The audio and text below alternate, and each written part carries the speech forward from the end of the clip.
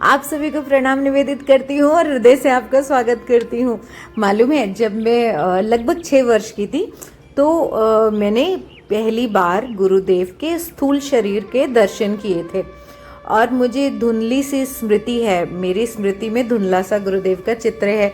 तो मैं इतने में ही अपने आप को बहुत सौभाग्यशाली मानती हूँ। और तो जो लोग यहाँ पर रहते हैं, जिन्होंने गुरुदेव के सानिध्य में वर्षों गुजारे हैं, वो लोग कितने सौभाग्यशाली होंगे और स्वयं को कितना भाग्यशाली मानते होंगे।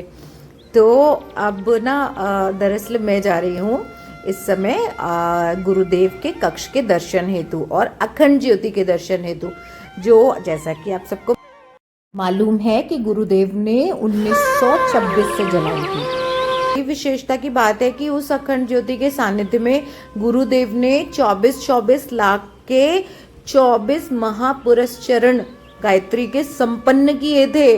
और वो अपने लिए नहीं किए थे, हमारे लिए किए थे, हम लोगों के लिए किए थे, अपने बच्चों के लिए किए थे, समाज के लिए किए थे, है ना। तो इसीलिए आज इतना बड़ा आश्रम और इतना बड़ा तंत्र बन के खड़ा हुआ है ना। वैज्ञानिक अध्यात्मवाद के प्रतिपादन में उन्होंने इतनी पुस्तकें लिख दी। और गुरु अपने वचनों से नहीं होता है, गुरु अपने कर्मों से गुरु होता है। तो आजकल तो गुरु के साथ में घंटाल स्वतः जुड़ जाता है। तो क्योंकि वास्तविक गुरु कहाँ मिलते हैं, कुछ दिनों बाद सबकी पोल खुल जाती है। तो जो छिछला होगा ना जहाँ पर पानी, तो वहाँ आदमी डुबकी थोड़े ना लगा पाएगा।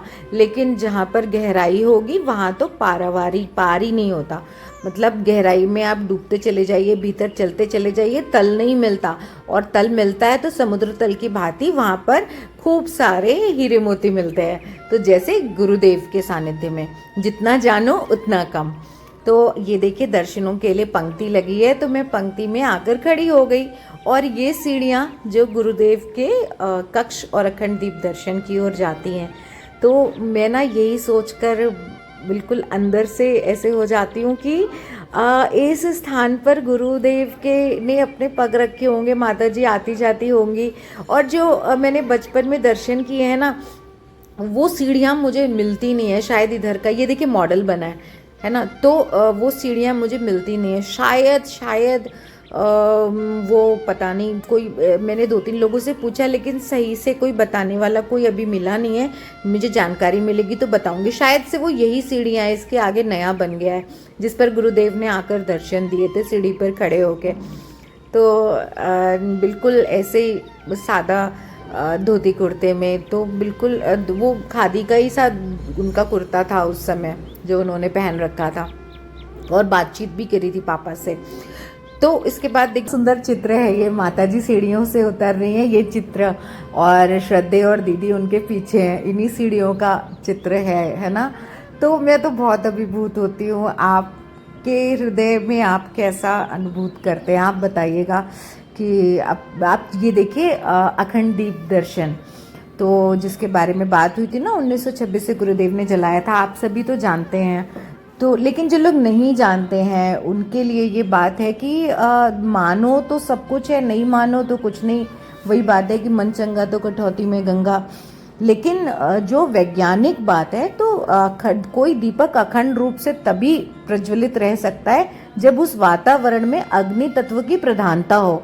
और ये सिर्फ तपस्या से ही संभव है, अन्यथा तो और भी लोग जलाते, लेकिन वो जलता बुझता रहता है। वो अखंड रूप से अनवरत इतने लंबे समय तक जलता चला जाए, ये संभव नहीं है बिना तपस्या के। तो यहाँ पर निरंतर देवकन्याएं यहाँ पर गायत्री जब भी उसके सानिध्य में करती रहती हैं। गुरुदेव के बाद भी 100 वर्ष पूरे होने जा रहे हैं। तो दर्शन का अर्थ यही है कि आप मेरी बातों को मत मानिए, लेकिन उसके पीछे उसके मर्म को स्वयं जानने का, अध्ययन के द्वारा जानने का प्रयत्न कीजिए।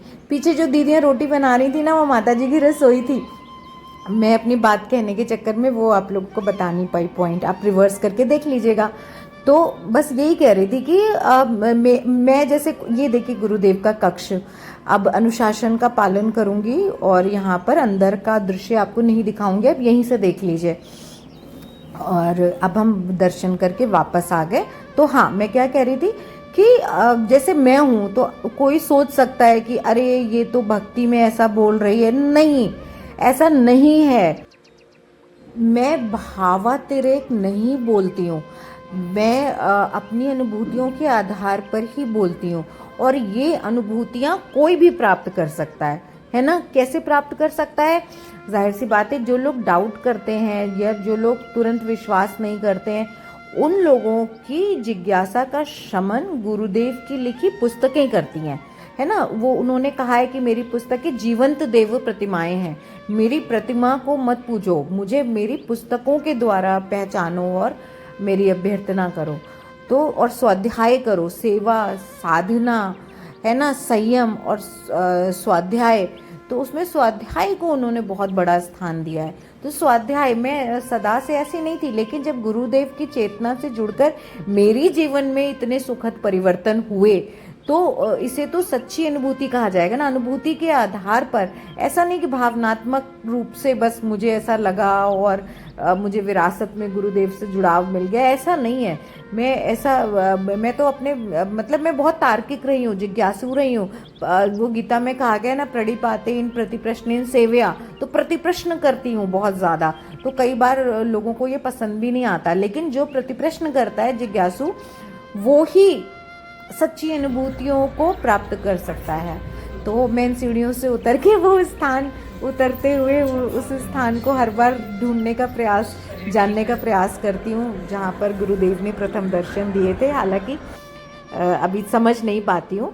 तो अब ये मैं बिल्कुल नीचे आ गई और बातों को, अपनी वाणी को विराम देती हूँ और आप लोगों से आज्ञा लेती हूँ। आप लोग भी अपना खूब खूब खूब ख्याल रखें और गुरुदेव की पुस्तकों का खूब खूब खूब अध्ययन करें। धन्यवाद।